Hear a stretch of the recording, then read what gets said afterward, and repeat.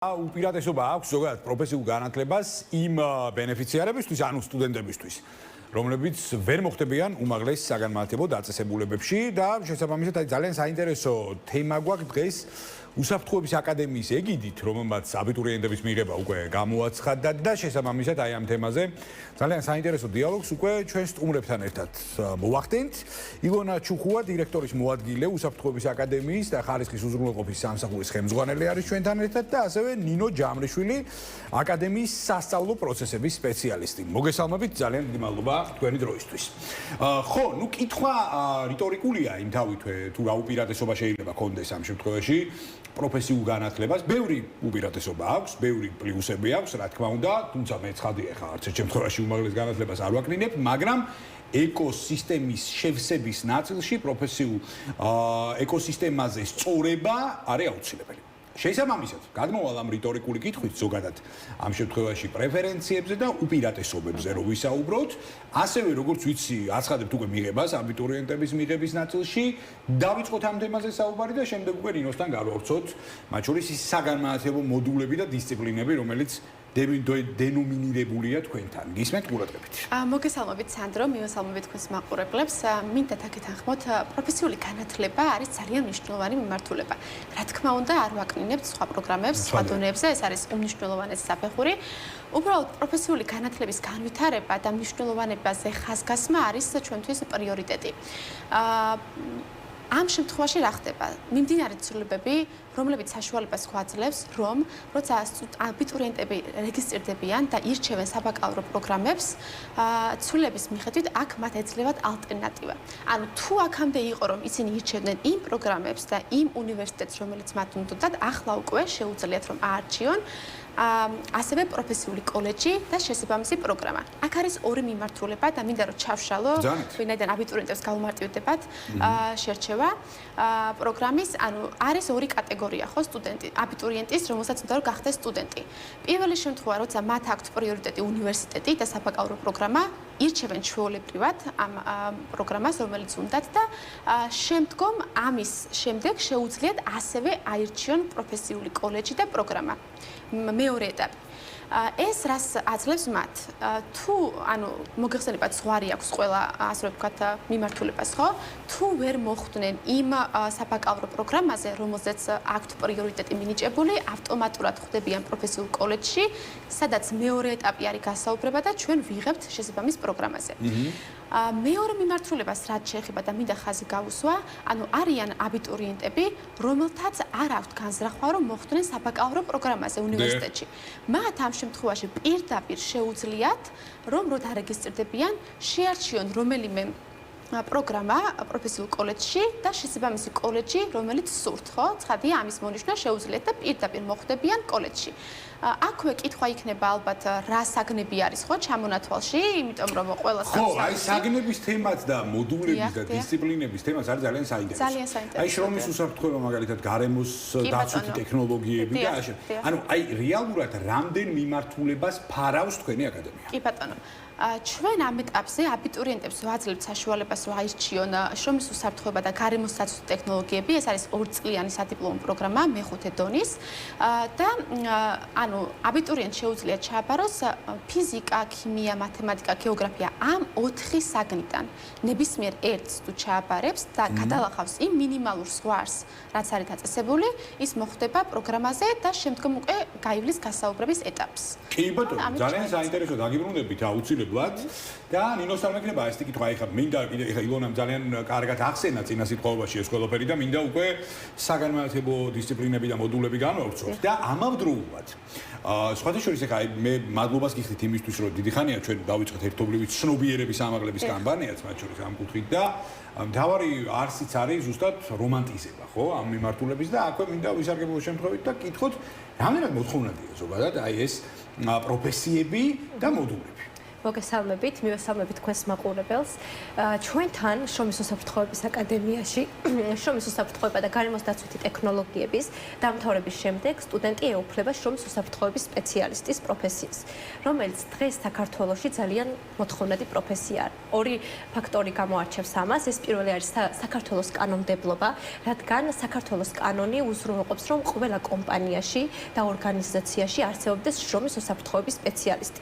აი მაგალითად, თუ ორგანიზაციაში მუშაობს 20 ან 20-ზე მეტი თანამშრომელი, აუცილებელია ერთი შრომის უსაფრთხოების სპეციალისტი მაინც ფიქსირდებოდეს და რაც უფრო მასშტაბი იზრდება, მით უფრო მეტი შრომის უსაფრთხოების სპეციალისტი საჭიროებს სხვადასხვა ორგანიზაციებს. ამიტომ ჩვენთან, როდესაც შრომის უსაფრთხოების სპეციალისტი გახდება უკვე სტუდენტი, ძალიან ფართო სპექტრზე გავა და სხვადასხვა მიმართულებით და სხვადასხვა დარგში ჩაერთვება საქართველოში და ძალიან მოთხოვნადია, როგორც დასაქმების კუთხით, ისე სხვადასხვა მიზნით. ხო, ეს ძალიან მნიშვნელოვანია, როგორ ხდება მათ შორის აი სასწავლო პროცესის წარმართვა, ესეც მნიშვნელოვანი საკითხი არის, იმიტომ რომ კიდევ ერთხელ ჩვენ ძალიან ხშირად მათ შორის გვისაუბრია კიდეც პირდაპირ ეთერებში და მათ შორის სხვადასხვა დამსაქმებლებთანაც როცა გვაქვს საუბარი, ანუ აი ყოველთვის სამწუხაროა, ეს არ ეხება ყველა საგანმანათლებლო კერას, რა თქმა უნდა, გულისხმობ როგორც უმაღლეს ასევე პროფესიულს, ხო? არიან იქ გარკვეული გამონაკლისები, მაგრამ სამწუხაროდ ძალიან მცირე რაოდენობით.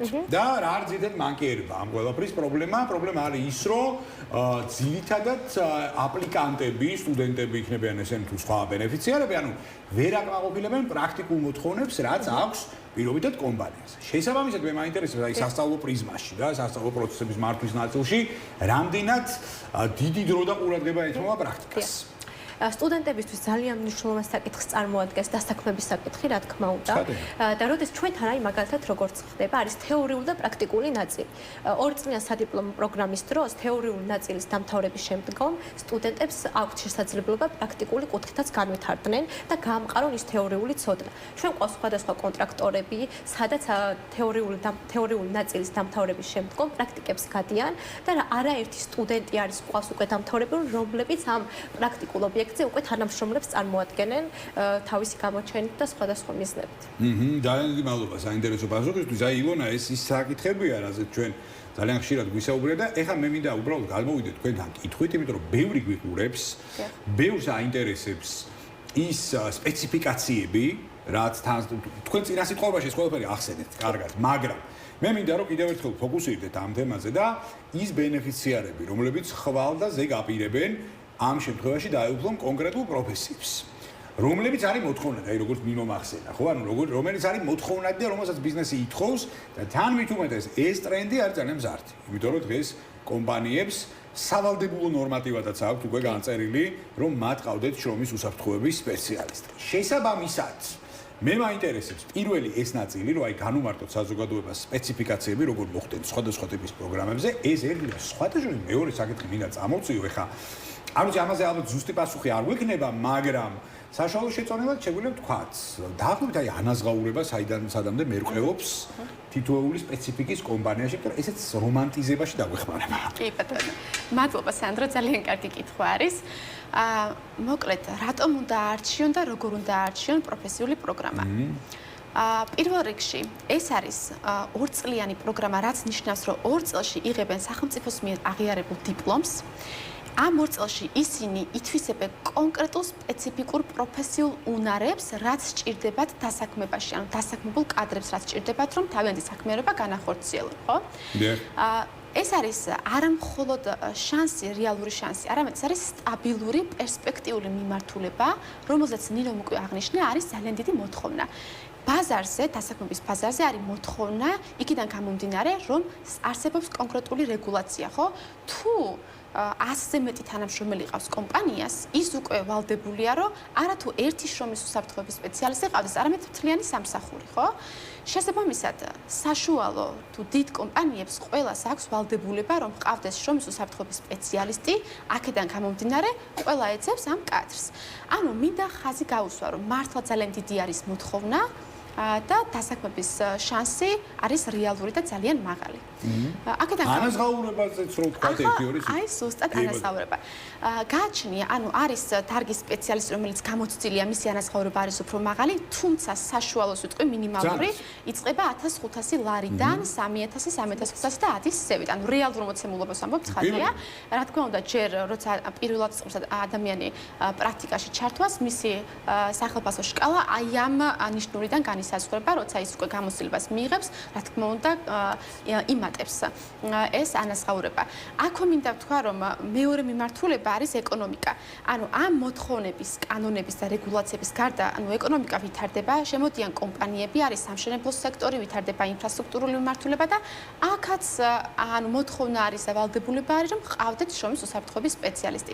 აქედან გამომდინარე, ამ ადამიანებს შეუძლიათ დასაქმდნენ საწარმოებში, სამშენებლო კომპანიებში, ინფრასტრუქტურული მიმართულებით სხვა კომპანიებში, ენერგოპროექტებში და ასე შემდეგ. ძალიან ფართოა სპექტრი. ხო, თანამედროვე ზეგა მადლობა ძალიან საინტერესო პასუხისთვის, ილონა, ანუ იზრდება რეალურად ინდუსტრიების სპექტრიც. და შესაბამისად, აი მე მაინტერესებს, აი ყველაზე ისეთი აი გავრცელებული ინდუსტრია რომელია და შესაბამისად აი კომპანიებიც მათ შორის, აი კომპანიების ჩართულობის კოეფიციენტი როგორია, როგორ გეიმუშავებიან, როგორ გეთანამშრომლებიან, აი უშუალოდ თქვენ და რამდენად აზიარებენ, პრინციპში ამ კითხვასაც რიტორიკულად ვცვალ, იმიტომ რომ ეს წინა ეთერებში ილონასთან ერთად გავლილი გვაქვს ეს საკითხი და მინდა რომ აი კიდევ ერთხელ გავაკეთოთ ფოკუსი, აი თვითონ კომპანიები რამდენად კარგად მოყვებიან სასწავლო პროცესებში. კი, საინტერესო კითხვა. ძალიან კარგად, მაგალითად ჩვენ ძალიან ბევრი კონტრაქტორი ყავს, კომპანიები, რომლებიც არიან მზად და მზაობას გამოთქვავენ ჩვენთან თანამშრომლობისთვის და ჩვენ სტუდენტებსაც ისეთ ძალიან კარგად იღებენ და იქვე აცნობენ სხვადასხვა მიმართულებას, რაც უკვე იმ თეორიულ ნაწილის დამოწმებას გულისხმობს, რასაც სტუდენტები ჩვენთან გადიან სასწავლო პროცესის დროს და პრაქტიკების დროს სტუდენტების კმაყოფილება ძალიან მაღალია, რადგან ზუსტად იმ დეტალებში ჩადიან, რასაც მთელი წლის განმავლობაში თეორიაში მოიაზრებენ და პრაქტიკულად უკვე ამყარებენ იმ ცოდნას და შესაძლებლობას, რასაც თეორიულად სწავლობენ მანამდე და უკვე მათი ცოდნა და მათი შესაძლებლობა და გამოცდილება ძალიან მაღალია. კი ბატონო, ეს ძალიან მნიშვნელოვანი საკითხი არის და შესაბამისად, ეხლა აი მე მინდა მათ შორის უმაღლეს განათლებასთან კორელაციაშიც მოვიყვანოთ ეს საკითხი და კიდევ ერთხელ გავუსვათ და გავავლოთ პარალელებიც მათ შორის, აი უმაღლეს განათლების პრიზმასთან, რომელსაც არავინ არ აკრიტიკებს პირიქით, ეხლა უმაღლეს განათლება არის პრიორიტეტი, რა თქმა უნდა, ქვეყნისთვის, მაგრამ ჩვენ კიდევ ერთხელ ხაზს გავუსვავ იმ მოცემულობას, რომ წლების განმავლობაში, ბოლო 34 წლის განმავლობაში ბევრი პროფესია დავკარგეთ უბრალოდ და ეს მე ეკონომიკაზე ხა გვინდა არ გვინდა აისახება. და შესაბამისად მე მაგიტომ მიხარია ხოლმე, როდესაც აი აქცენტირება და პედალირება ხდება პროფესიულ განათლებაზე, იმიტომ რომ ზუსტად ამითი ჩავთვალოთ ყველამ რომ ვავსებთ იმ ვაკუუმს, რაც ჩვენი ხელით გავანადგურეთ წლების წინ, ხო? შესაბამისად აი მე მინდა მოკლე პარალელი გავავლოთ რეალურად უმაღლეს განათლებასთან მიმართებაში, კონკრეტული უპირატესობები წამოვწიოთ და წავიყვანოთ ჩვენი საუბარის ფინალისკენ. კი ბატონო, ძალიან მნიშვნელოვანია, რაც აღნიშნეთ სანდრო, იმიტომ რომ ბაზარზე არსებობს რეალური პრაქტიკული მოცემულობა, მოთხოვნა, როცა ჩვენ გვჭირდება კადრები. არა მარტო ამ, არამედ სხვა მიმართულებიც, ხო? ამიტომ იმისთვის რომ ეს კადრები შევავსოთ, ანუ მაგალითად განვიხილოთ кейსი, რომ აბიტურიენტი ვერ მოხვდა იმ უნივერსიტეტში, რა უნდა ქნას, ხო? ხო არ უნდა დაკარგოს ეს დრო.